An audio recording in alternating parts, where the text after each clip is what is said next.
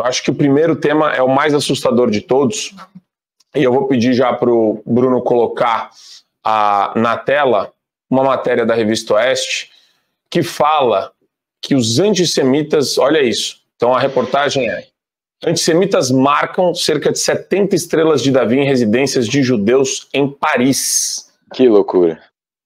E a gente tem essa memória da Alemanha nazista da década de 30, retornando da maneira mais radicalizada, extremista, eufórica, possível e imaginável. E a questão que fica, Rafael, primeiro como que a gente encara isso, quer dizer, o nazismo 2.0, o nazismo embalado agora numa cultura woke, misturada com Palestina livre, misturada com gays defendendo a Palestina, sabe? Como que a gente faz senso de tanta idiotice e ódio juntos e misturados? Olha, ótima pergunta, vou te agradecer de novo pelo convite, importante estar aqui no teu programa, que certamente é dos melhores que há para comentar essas notícias e também para trazer conversas de alto nível, né? Então, obrigado, me sinto honrado por estar aqui.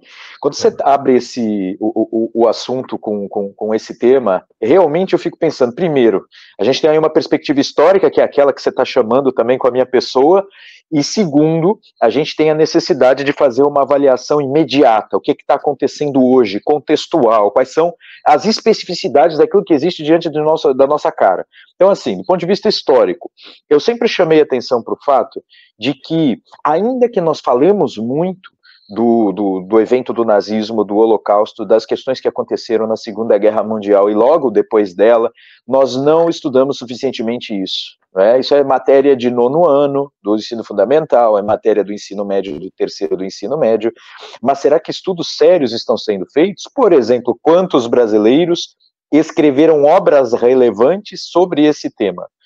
E se não, quantas obras relevantes têm sido traduzidas sobre esse tema para estudo? Eu não me refiro a filmes, eu não tenho o menor menosprezo por filmes, eu sou cinéfilo, eu adoro filme, assisto a todos, tem muitos filmes sobre o tema que de fato são legendados e lotam cinemas, mas não é suficiente. Os filmes nos causam impressões que muitas vezes, de forma anacrônica, ou seja, transportando de lá para cá, a gente pode errar na avaliação, a gente pode tomar, por exemplo, a gente sai muito triste, muito incomodado, e aí a gente tem uma impressão parecida em relação ao vizinho, que de repente é truculento, fala alto, faz barulho na hora errada. E aí a gente acaba associando as coisas de maneira extremamente errada, desproporcional, fora de contexto e fora de tempo. É claro que eu usei aqui uma caricatura para explicar algo que acontece, e aí sim, aquilo que eu disse, o que está diante das nossas faces. Se eu disse que há um problema no estudo de história mesmo, no estudo daquele período. Você ia falar alguma coisa, não? Não, tô te ouvindo aqui.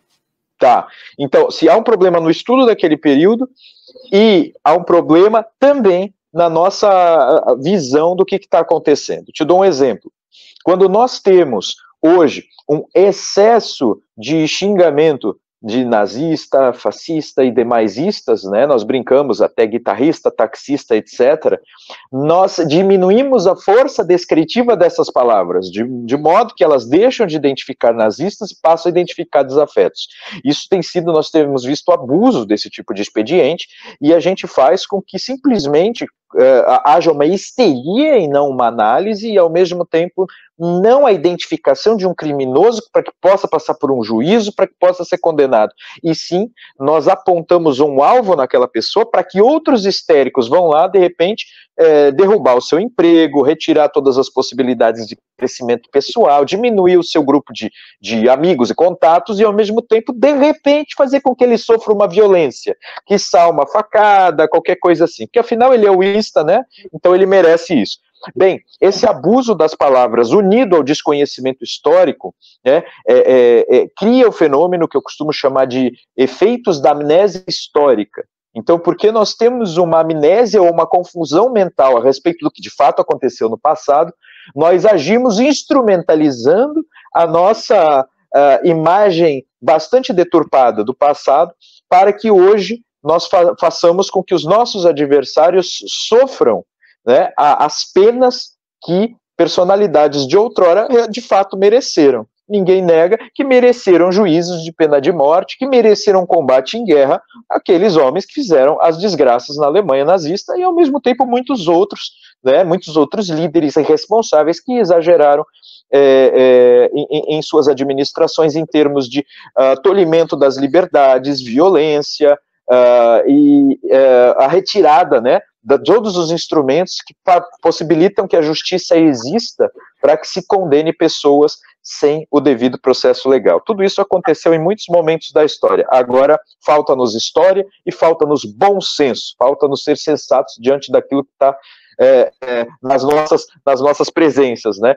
E aí esse fato que você trouxe aí, ele já é uma repercussão disso. Porque se por um lado chama-se todo mundo de nazista, quando a gente tem um evento em que, de fato, os judeus estão sendo perseguidos, a palavra está tão esvaziada que as pessoas não percebem que estão protagonizando, de fato, atos muito semelhantes àqueles que os nazistas protagonizaram em tempos atrás. Então, assim, essa coisa de fazer a identificação, para que alguém identifica, né? Coloca a estrela de Davi diante da residência de alguém, né? Nesse sentido da guerra atual, dessa guerra que o Hamas iniciou e que está sendo aí levada adiante por Israel, você faz com que, numa Europa também histérica e que não faz a avaliação histórica, eu usei primeiro para o nazismo, eu uso agora, a avaliação histórica acurada, tranquila, precisa do que de fato aconteceu, e nem muito menos uma avaliação sensata do último fato, pessoas histéricas vão atrás, então, de perturbar quem está com a estrela de Davi lá, diminuir-lhe as amizades e os contatos, de repente fazer com que eles percam emprego, percam possibilidades profissionais, enfim, é assim que... E fazer com que essas pessoas venham a sofrer violência. Então, de fato, eu acredito que a gente tenha muito ainda a fazer. Eu te parabenizo por ter esse programa, a gente tem muito a fazer para sanear o debate público, para esclarecer as inteligências, porque do jeito que tá, a gente vai muito mal, e digo a gente, não só Brasil, tá? É Brasil, Europa, todos esses lugares onde há um número tremendo de histéricos, com os cérebros bastante danificados, de repente por uma má educação ou pelo excesso de propaganda.